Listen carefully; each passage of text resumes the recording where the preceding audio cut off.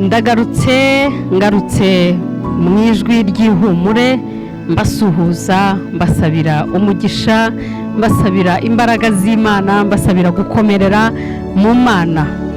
Abo tumaze igihe tuganira, tugendana mu kiganiro ijwi ry'ihumure rikomeza kunyura kuri Mpumuriza ngo uhumurize kandi mukarigezwaho nanjye Mignone Rwagihuta inkundwakazi. Ndababwiye ngo amahoro amahoro amahoro. Ese muraho, murakomeye, mumeze neza? Nizere ko muri amahoro. Hanyuma abo bitameze neza namwe, Yesu aracyari ku ngoma.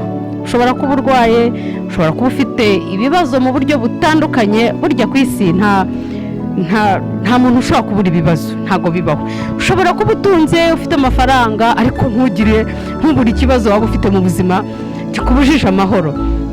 Ushobora kuba nanone kandi udatunze bihagije, n'ubundi kandi ukaba nta mahoro ufite.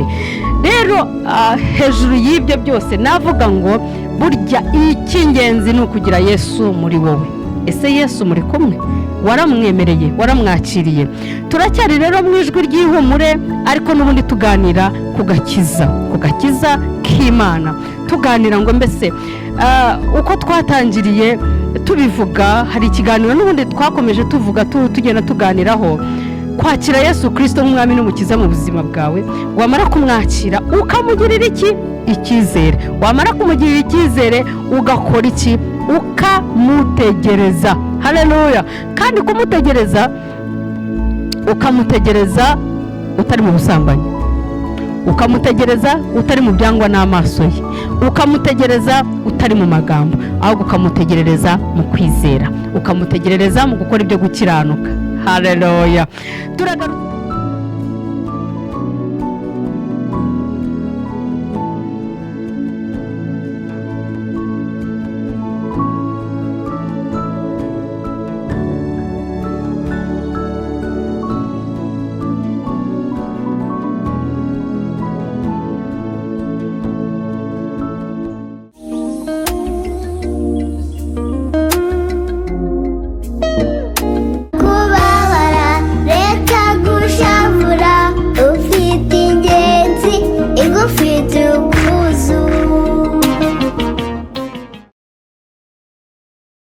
Turagarutse rero,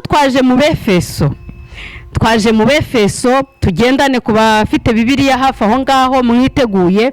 Ndibaza kujya gufungura kino kiganiro uzi ibyo tugiye kuganira ku ijwi ry'ihumure. Ijwi ry'ihumure riguhumuriza. Haleluya. Ndumva nezerewe cyane Imana mu mutima wanjye. Abefeso ibice 4 umurongo waho wa mbere. Umutwe w'amagambo uravuga ngo ubumwe bwo kwizera. Ubumwe bwo kugira gute? Bwo kwizera. Nuko ndabinginga jewe imbohe y'umwami Yesu ngo mugende uko bikwiriye ibyo mwahamagariwe. 2 mwicisha bugufi rwose, mufite ubugwaneza bwose no kwihangana, mwihanganirana mu rukundo. Yesu ashimwe. Hanyuma 3 mugire umwete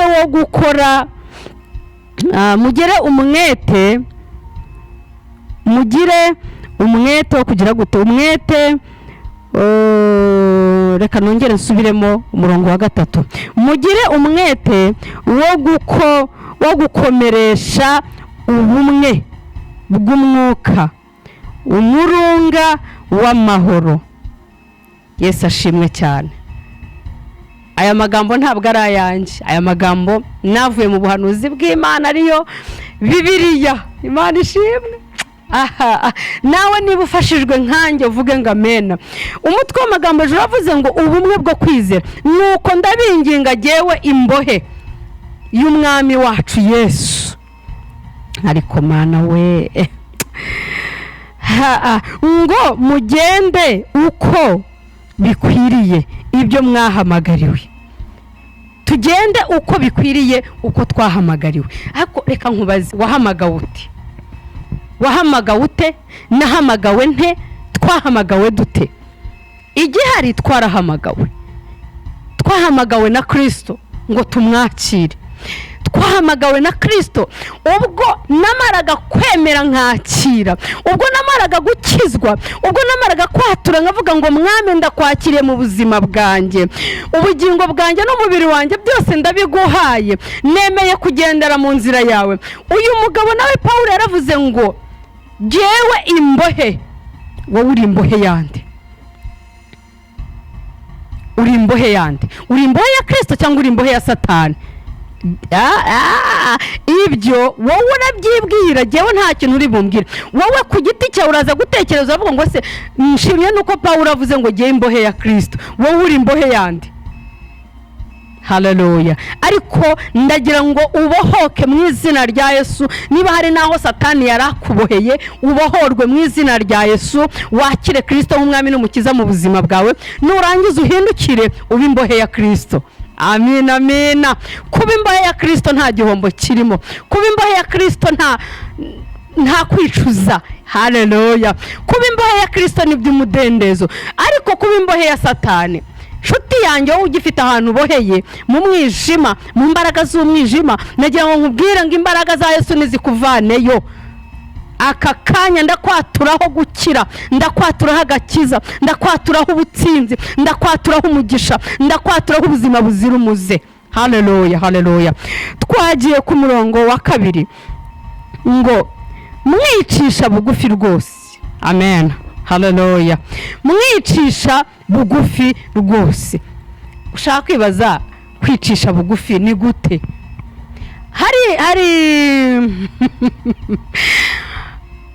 hari abantu bamara kwamamara, ntabwo ndi bavuga amazina, ariko hari abantu bamara kubona amaze kuba bagiye kuvuga ngo ni superstar, bamaze kuhitinga kabisa, bamaze kugera mu rwego rwa rundi abantu. Ariko guhitinga ntugere n'ukundi, n'uguhitinga muri iyi si turimo, barahitinga bagatumbagira, bakavuga, bakabibyamamare, bakagira gute, yarangiza umwuka w'ubwibone ukamutera.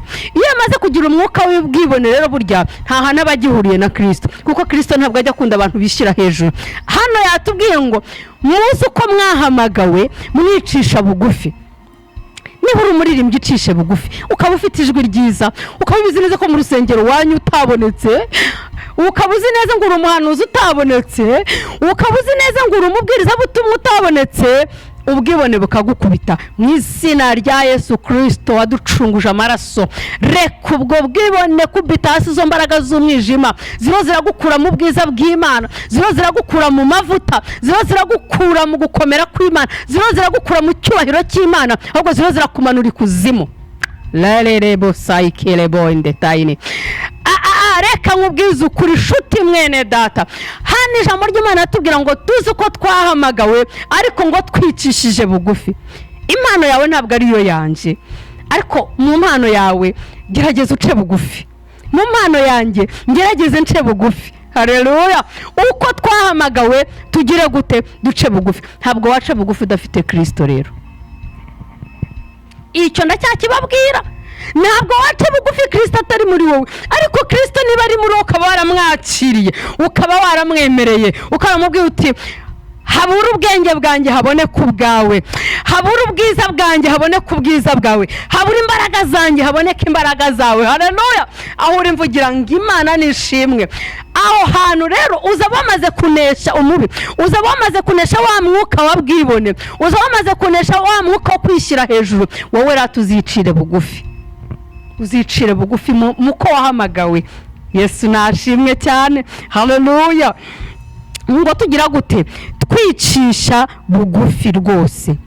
Hanyuma ngo tukagira gute, dufite umutima w'ubugwaneza bwose no kwihangana.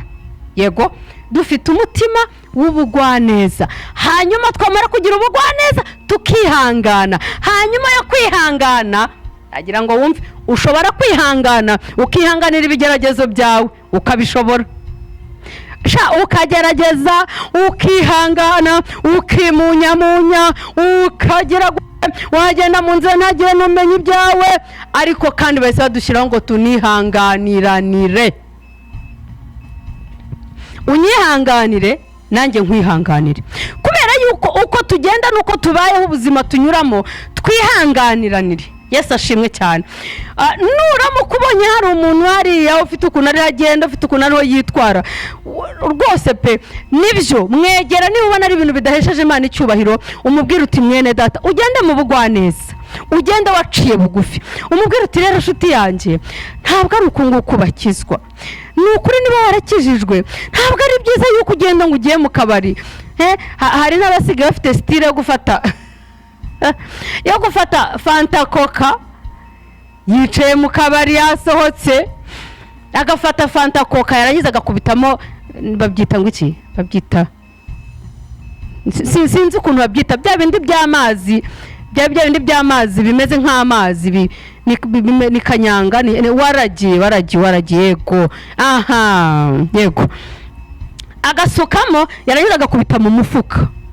Kandi ngo ni umurokore, ni umuririmbyi cyangwa se ni umuvugabutumwa. Shuti yanjye, urihisha amaso y'abana b'abantu, ariko amaso y'Uwiteka ntabwo uriyihisha. Rero ca bugufi. Niba hari n'ukubonye akakwegerana ubugwaneza akakubwira jyewe hari uwo nzi babonye, ahita agafata agakubita, kumbi hirya hari hicaye umuntu basengana baririmbana, yicaye mu kandi kabingaro, undi nawe yicaye hariya. Ujye umenya ngaho ugenda uba wibwira ngo ntawe ukureba, ariko nyamara hari igihe Imana izohereza umuntu kureba, kuko yibira kureba nta hantu wayihisha. Arangije asukamo, amaze gusukamo arongera asubiza mu ikote. Urihishira iki amaso y'abantu?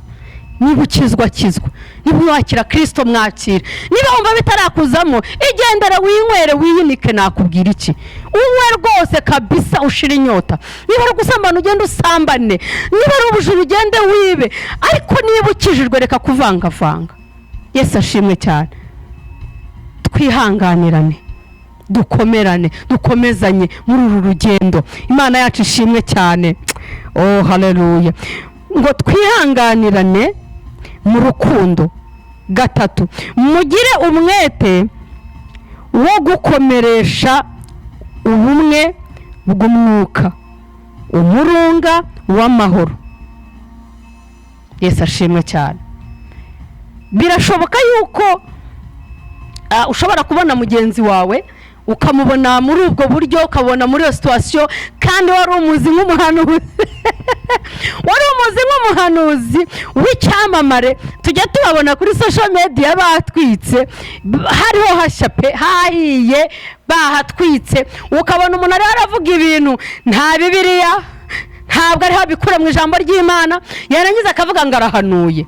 Ariko reka mbabwire, uwo muntu hanuye, jewe reka mbabwize, nzavuga ukuri kw'Imana, nzavuga iby'Imana ivuganye nanjye, kubera yuko reka mbabwire, muratuma abantu bagwa, muratuma abantu basubira inyuma, muratuma abantu bacogora, muratuma abantu bivovotera Imana. Ariko ntihagira ugusanga akagusangana ubugwaneza, akagusangana urukundo, uzihangana umutega amatwi umwumve. Reka rero mbabwire, mureke Kristo abe muri twebwe, ubugwaneza bwe muri twebwe, ijambo rye ribe muri twebwe, imbaraga ze zibe muri twebwe, duce bugufi. Haleluya. Mu ijwi ry'ihumure rero, nawe wabashije kuba waraguye, ukaba ufite ibyakugushije, ukaba waragushijwe n'abiyita cyangwa se n'ingirwa biyitirira izina ry'Imana, kandi nyamara Kristo atari muri bo, ndakwinginze wongere wibuke Kristo. Ureke kureba amaso y'abantu, ureke guhanga amaso waguye. Uriya azabazwa ibye, ariko nawe uzabazwa ibyawe. Wowe igarukire, rere sikelebo, igarukire wowe ubwawe, utumbire Yesu niwe banza ryo kwizerwa, utumbire urukundo rwe, utumbire imbabazi ze, umurebe uvuga uti muba wabambiwe ndimo. Nanze guhanga amaso abantu, ahubwo niweho ntumbiriye. Ndaje kugira ngo nyoborwe nawe, ndaje kugira ngo mbere umujyanama, ndaje kugira ngo mbere inshuti nziza. Haleluya, haleluya, haleluya. Kristo umwakira, umwemerere, akuyobore. Ureke hariho abantu b'ibyitegererezo byiza, hariho abantu b'ibyitegererezo byiza, hariho abakozi b'Imana. Erega haracyari ibintu bitarapfukamira Bayali, inshuti zanjye, biracyahari. niba hari abo wabonye bapfukamiye Bayali, ko hari abatarapfukamira Bayali. Hari abakozi b'Imana bagikorera Imana, hari abahanuzi b'Imana, hari abavuga butumwa, hari abapasiteri. Ariko biragusaba iki kugira ngo ujye kumenya abo bantu? Biragusaba ubushishozi, biragusaba imbaraga z'Imana, biragusaba kwakira Kristo, ukamwemerera akaguha amaso y'umwuka, ukabasha kumenya abo uri ugendana nabo aba ari bo. Kuko ntabwo bose ariko babaye ibigarasha. Oya, hari ababyiyitirira, ariko hari n'abakozi b'Imana by'ukuri. Hari abagikorera Imana, hari abagitinya Imana, hari abagifite agakiza muri bo. Shuti mwene data, rero iki kiganiro dugitangije icyumweru ni kuwa mbere. Nagira ngo nkubwire ngo uyu munsi wa mbere itariki 10, imbaraga z'Imana zikubeho, ubwiza bw'Imana bukubeho, gukomera kw'Imana kukubeho. Niba hari aho waguye, niba hari abakugushije, niba hari abaguhanuriye ibitari byo, niba hari abagukoreye ibitari byiza, hari abantu bamwe bingirwa abahanuzi.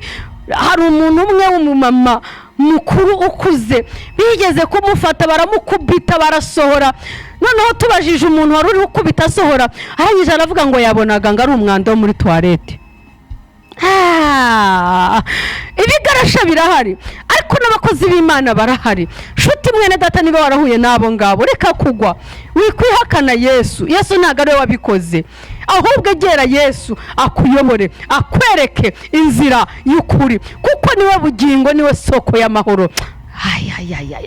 Niwe gake araryoshye, arakuyobora akakwereka inzira yo gukiranuka, arakuyobora. Wowe icy'ingenzi, anga icyaha n'igisa nacyo, wemerere Yesu. Ntujye mu byaha ngo kubera yuko hari abo wabonye nabo babikora.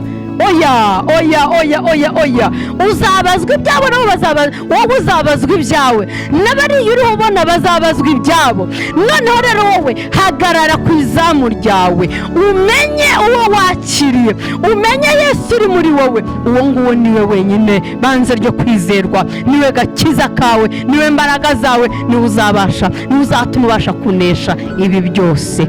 Yesu umwami wacu tuvuga kandi duhamya, abaho umugisha, imbaraga n'amavuta bibabeho, gukomera kw'Imana bibabeho. Ndabizi neza yuko nimutagusari muzasarura, namwe abakorera Imana neza mubikunze. Nagira ngo mbabwire ngo uwo muri mukorera arahemba, ariko abakibivangavanga namwe nimuhindukire mugaruke, kuko inkoni y'Imana iraje ikubite ishyire ku mugaragaro. Niyo mpamvu mbinginga ngo nimukizwe neza, mwakire Kristo.